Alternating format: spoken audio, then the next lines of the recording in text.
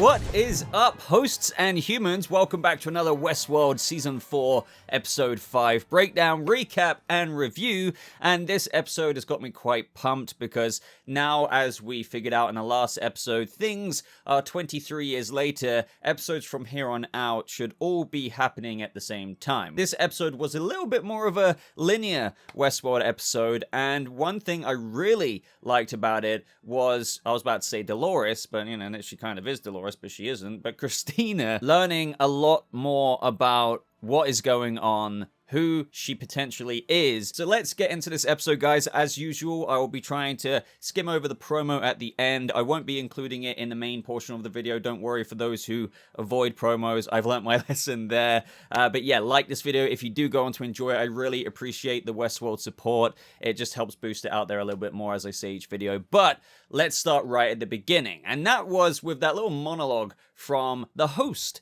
in black. And I like how they paralleled that at the end. This episode, even though he's somewhat playing the role of we've made a perfect world, there's a beauty to this world, an order, not a better world, a perfect one, yet he clearly isn't so content. Despite Hale, or should I say Haloris's plan, being pretty dominant, you know, and it has been for 23 years, we're starting to see the cracks now, even in her general. But not only him, but other hosts as well. And this all picked up with the host of Hope, because Clementine went to William saying that a colleague of theirs, you know, winning the game wasn't enough for them. Obviously, at this point in the episode, we don't have all the context, but William and Clementine arrive to the scene. There's multiple people dead. There are no rules in this world for their kind, yet we have this conversation with William and Hope unfold. Clementine says that she's 2 years old, scheduled to transcend next week. She was hunting an outlier, and she caught him, but William heavily emphasizes there is a lot of work that's gone into them. And that's true, because we have learned that even though when Caleb and Maeve were trying to stop Hale, she does describe that children were a lot more responsive to the parasites. So literally they waited for like a whole generation to grow to be the people in the city, because quite simply, doing the same thing on the current adult population wasn't nearly as effective. So seeing a host of yours just wreak havoc like this, kill lots of people, isn't exactly what they kind of want. Don't get me wrong, they want their own kind, as Dolores explains a little bit later to William, to indulge in the city. Basically like the equivalent of when humans went to Westworld Park, but not quite do what Hope has done. And that's when William instructs Clementine to take her back where she came from. But before going back to that storyline, we then pick up with Christina, and she's got a little bit of a pep in her step after meeting Teddy. There is so much now that we have with regards to Christina in answers and all the awareness she gains this episode, that I do have a theory or two as to why does she look like Dolores? What is Hale's interest in her? So I'd love to compare notes, but before we get into that, we do have Maya still acknowledging the nightmares, as we briefly went over earlier.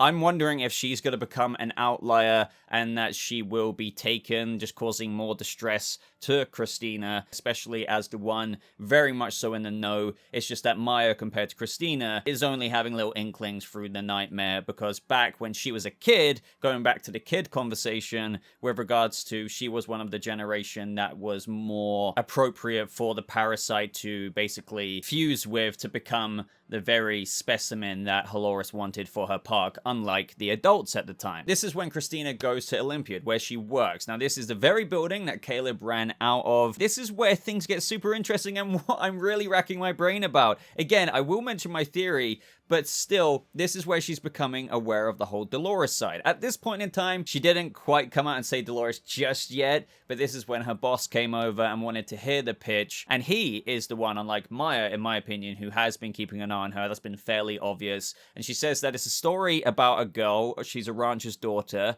and she has a nice, simple life with her father. She has a plot of land right outside town, Sweetwater, a good pond to paint at, a good guy, just like everything she is saying is describing Dolores. So again, I am wondering if there is, like we've briefly mentioned here, somewhere deep down inside, and maybe this is what Teddy can see, albeit he did say he knew someone like her, if there is something deep down that could be a second coming of Dolores. It's just it needs to be awakened potentially. That's not my main theory as to why she's been kept around. It's just I don't see how she could be coming up with a pitch that is word for word a description of Dolores's life in Westworld unless she wasn't, you know, derivative of Dolores herself. Again, the way I kind of see this is it's kind of like creating a character, or, you know, I don't know how many gamers are out there, but it's like starting a new game plus this Christina, so to speak, could have, you know, that character of Dolores in her, but she's still making her own blank slate decisions,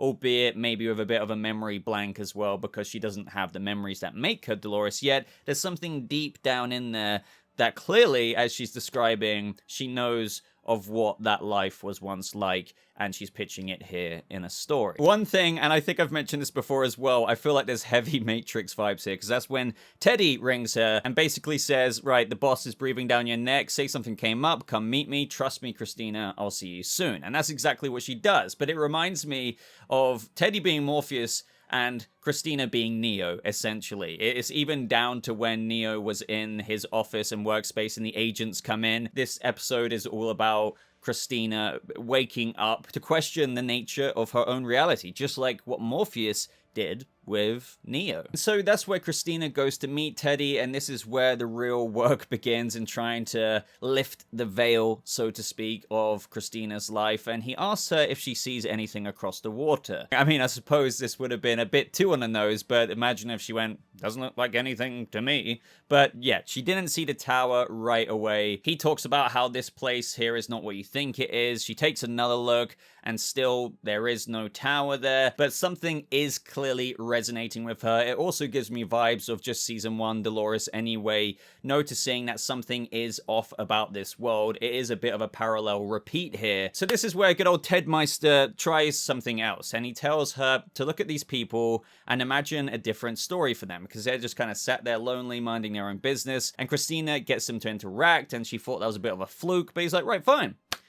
Put them back to their loneliness, and they basically do that. So she realizes in this world, as Teddy says, you're a god. Now again, the whole more answers, more questions thing, Teddy, what is going on with you, man? Like, who are you? You're clearly Teddy. You're clearly Morpheus in this situation. I've talked about, and you guys have responded as well, with regards to, I know Bernard was the only one particularly in the Sublime who wanted to do something about saving the world. Granted, he did have a conversation that was very helpful with Akacheta, but I'm wondering if Teddy is also from there. I could be completely wrong. There is something about him, and I feel like he may have come as a helpful angelic-esque being from the Sublime to also assist with things, but I don't really have any basis for that. I don't know truly why he's in this Morpheus to the Neo role that Christina is in, but it is certainly interesting, and I'm very much so enjoying his return and his role this season. Also, something I'm very, very, very intrigued with, and I may have missed this, but I don't think they've made it very clear.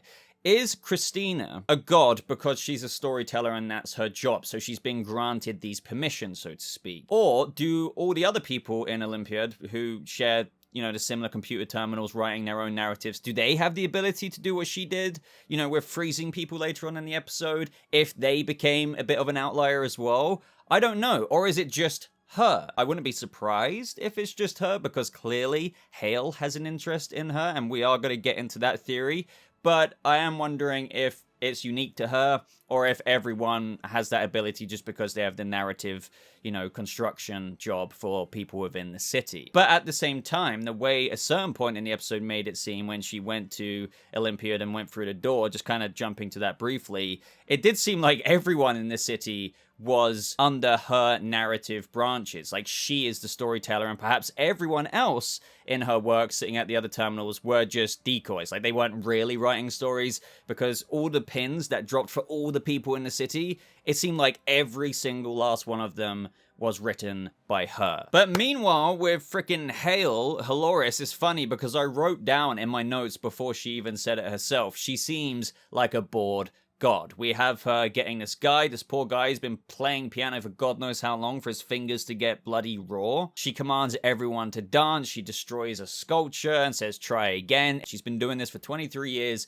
and it's getting a bit, stale for her. And she calls all of this God's music. She explains that there was a frequency when they were doing their stuff leading up to the 23 years later to make this all work, in where the world vibrated and caused joy in humans, harmony. But dipped below a certain frequency, it was chaos. Now, in the behind the scenes of this episode, I quite like what Lisa Joy said with regards to how this is not actually so fictional, because when you're at a church and you listen to these booming chords, if you will, like on the organ, they're working on a frequency that actually help induce a state of euphoria in the human mind. So that kind of gives a little bit more context into what Halloris is explaining here. And she details that in chaos, the tone resonated in such a way that humans couldn't process. Their bodies shut down, their organs stopped, and they thought they were experiencing God. She even creates a freaking chair out of a few people and sits on it, and she says that they are experiencing God. But the problem is, God is bored. And this is where we really get super, super, super interesting context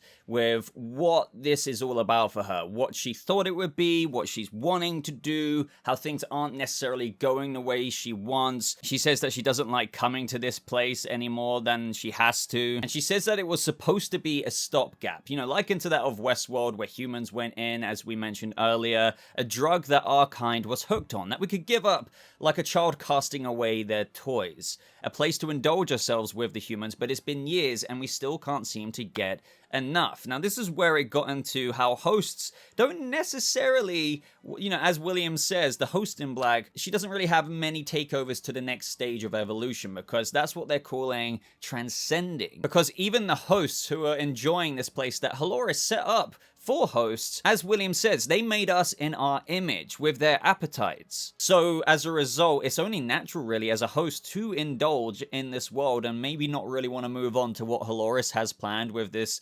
transcending thing. And this is where she raises that they have a different problem though than just, hosts indulging in the world she's made for them a little bit longer than maybe what she intended. And this is where we see the woman that William was brought to by Clementine earlier dead. Now, this is Hope, the person who was sent out on the game. And the game, as we found out this episode, is whenever there's an outlier, whenever there's a breach, certain hosts go after them and kill them. And it's just messed up how they call it a game. Halloris acknowledges that something of her experience with the outlier stayed with her, and she was actually set to come back here to transcend. William points out again that they seem wedded to their bodies as they do the cities. You're not really getting many takers, are you? Halloris does also acknowledge that giving up our human nature isn't easy. Just ask the humans. I didn't make you to wallow in misery with them. I wanted you to grow and change. We're capable of so much more: beauty, the pursuit of ultimate truth, the surrendering of the flesh. And I was just thinking, well, if this is so good to transcend into one of those freaking, still robots that we saw the drones transcending one of those guys into, if you will, is so great, then why haven't you done it yourself, Halloris? I mean, I know technically she's probably still here in the human form, if you will, to ensure that everything is going the way she wants. But yeah, that was super trippy. We actually saw people transcending in the background. That guy had his host control unit popped out, and there's this kind of, it looks like a robot, but it's very still. So it's like you go into that still kind of futuristic-y kind of statue robot looking thing, and we saw the host control unit sit in that and a little light came up. So she created like her own version of the sublime, and you just become like a tree essentially. I mean, no wonder why the hosts want to continue enjoying the city. We haven't really got a true peek at what it's like when you transcend, other than just having your host control unit taken out of your nice human body, if you will, and that you're enjoying as a host, and plopped into a little stationary, weird, futuristic, robot-y looking thing. So they go up the tower, and she pops up the last outlier that they hunted, the one that Hope interacted with, and it was the homeless guy. They don't know why this breaching happens in certain humans. She says that one day the sound manipulations just stop working, and that's where we get that little flash to when Hope did hunt him down. She heard what he had to say, and he was just asking if the flower was real, because it'd be a great relief with all this awareness that he now has of how fake everything is, it would be just a big relief if he knew that before he died. And there's a bit of like empathy in Hope's face, which is why I think you have to think the reason why she's the 38th person to kill herself, and with what's happening with William, I don't know if it is just the empathy and the fact that this makes him feel uncomfortable, because even when that woman leans on William later, he does almost have this moment of when he kind of feels bad. He's just like, no, don't do that. You're going to make me feel more bad for about, having to shoot you. So I think it's that's really not sitting well with the hosts. I think even though what Halloris has created here, a place for hosts to have their own Westworld park, like what we had in previous seasons with humans doing it to them, they are still aware beings. And, if you are a half decent person, like some of these 38 hosts who have, offed themselves in the end, they still have a humanity to them, and it just really doesn't sit right. But then again, I don't know if that is it, because Hope then ultimately went on a killing spree with literal humans, so I would like to think that it's a bit more than a straight up virus, whatever it is that the outliers bring to these hosts who have killed themselves, because I'd like to think that there's some empathy, that they're still not down with enslaving humanity, even if they were enslaved by humanity in the first place. And this time there is another outlier, and she's assigning it to him to sort out. She doesn't want to open up the game for this one. She just wants to leave it to him. And she acknowledges that the rebels are in the city. And so we pick up with Jay, Stubbs, and the rebel team, and this is where we get a little bit of an explanation. Stuff that we kind of already know by now, but the reason why they can identify outliers is because they've hacked into a drone, and that data feed goes to them, and they can basically locate when there's a breach in the system. They are indeed, as we all thought, the last free humans. And I'm thinking, does that mean that everyone in that diner were the last free humans as well? I was just thinking, if Halloris had taken over the world, as she said, surely she would have just, properly marched armies out to take over, built towers everywhere. So maybe it isn't the whole world? I really don't know. I feel like they haven't made it explicitly clear there, despite some lines that have been said. So they arrive in the city, and William happens to see them in the distance running as well. So he's like, well, I'm going to send all the people after them. To be honest, I did think, and it was really cool and creepy, by the way, with how everyone just stopped and turned. And that's just another thing in general, by the way, in terms of the tower. I like how there's a creepy undertone to all of this. I would say it's actually kind of creepy with the gravity they give the tower, and when the people just stop and move. I was thinking, though, with regards to them holding them off by the time Jay came back out, I was like, I don't know if I truly believe that, because there's only a few of them, and God knows how many hosts were brought to their attention. Not hosts, sorry, but actual humans. But either way, William did get to the woman first, and I believe that this could indeed be Peter's wife, because the woman was crying, and she thought that maybe William was a human as well, who's become aware of all of this. She said that her ex-husband used to talk about it before he was killed. I thought he was crazy. He must have felt so alone, but he was right. The world doesn't make sense. Now, she says before he was killed, so it could have been someone else, because Peter jumped off the roof, and, remember when Christina saw that? I like to think that it was Peter's wife, maybe. But luckily, Jay came to the rescue. William got shot and, taken down for a few moments. They get back to the boat, and they're away. Felt like that was kind of convenient with how smooth it was for them getting out. It's like going into the lion's den. So do you know what I mean? I did feel like the writing was a bit convenient for the rebel team, but either way, still very enjoyable. We're back with Christina now, and she says, I don't understand. If we're not like them, who are we? And we didn't get an answer, because that's when she got a notification, because she's supposed to have lunch with a friend. She goes to meet her friend for lunch, and it turns out to be none other than Halloris. Now, this is where I do want to talk about why. What is the nature of this relationship? They've been meeting for a while. Before Christina even became aware of her own reality now, she's been meeting and viewed Charlotte Hale, to her, as an actual friend. Now, my whole gist with this conversation, obviously she was suspecting her anyway. That was found out by the boss a little bit later on. She was trying to get a name. She was worried about maybe anyone throwing her off, anyone she'd met. But I think that maybe, just maybe, that Charlotte, or should I say Halloris, she made her to salvage the one part of Dolores, or her Dolores self, that she has left. Maybe live in blissful ignorance, if you will, to the actual core of what makes, or what was once Halloris, because as we know, she was a Dolores before she kind of went down the dark road. So perhaps, even Dolores is aware of her own taint, knowing kind of that she's gone down this road that she can't really stray from, but she likes having this person out there, this pure version of herself, who she goes to, talks to, became a friend with, likes to hear about her stories. She maybe lives vicariously through her, a life that she can't have. I truly do think that maybe that is the core concept surrounding Christina, maybe. Because obviously Christina has to be a host to be able to emit the Wi-Fi signals to instruct her boss and, program the people with her storytelling, with just the thought in her mind. But again, this all goes back to the theory of that Dolores did indeed create an actual Dolores who will probably come back into her own again. Granted, it's not the exact same Dolores of last season, so everything with this Christina is a Dolores, a bit of a blank slate in terms of the save game analogy earlier, making her own decisions, has her own life, if you will, but there's still an inkling of the programming there as to what she was talking about with the Dolores character. I think she created her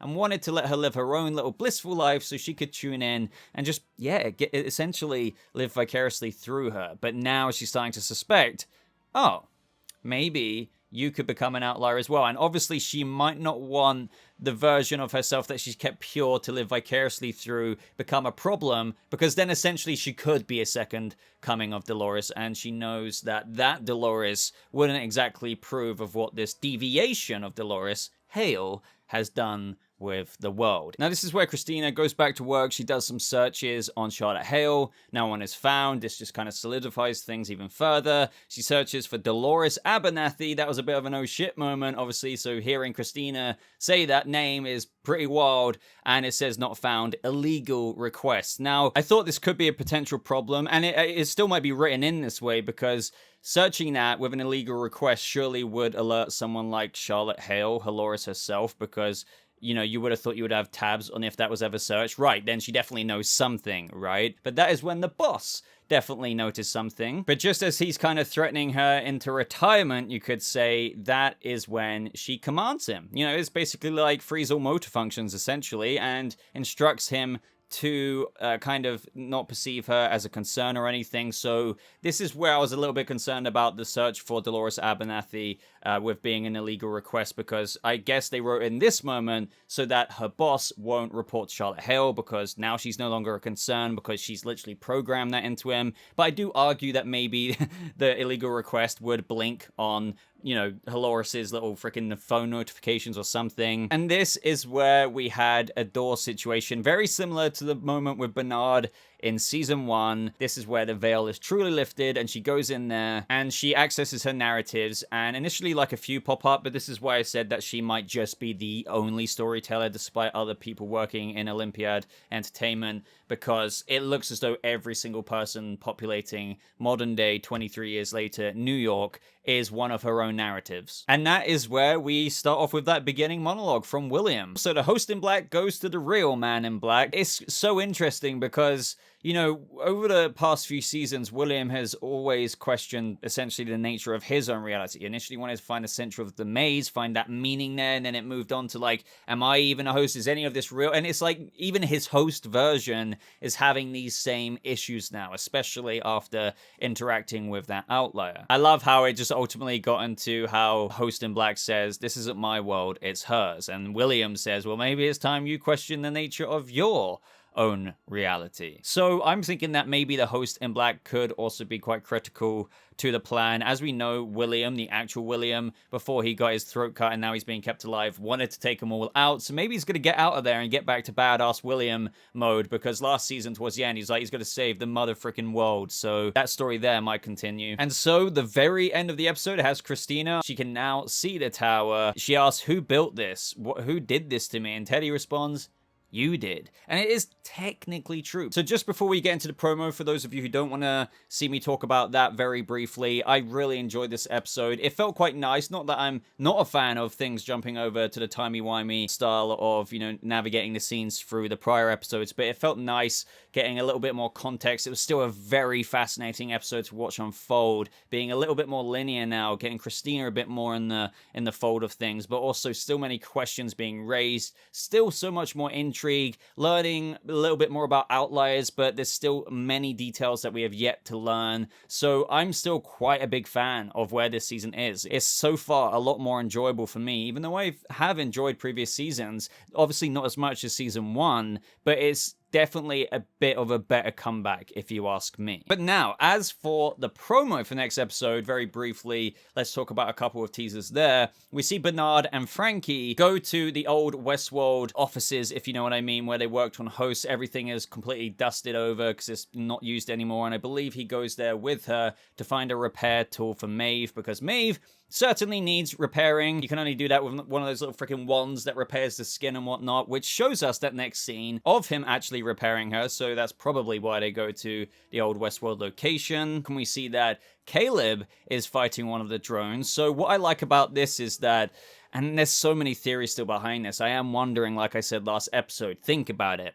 The man in black is still being kept alive, even though there is a host in black now. With Caleb, for her to have created a Caleb of a person who didn't wear the hat, for example, when he went into the park and whatnot, maybe she wanted to keep him alive, as some of you have said, in order to create the host version. She maybe still needed to keep Caleb alive, and for all we know, he could be in stasis, pinned up like the man in black as well. I'm really hoping for that reveal, and we see that Frankie is crying.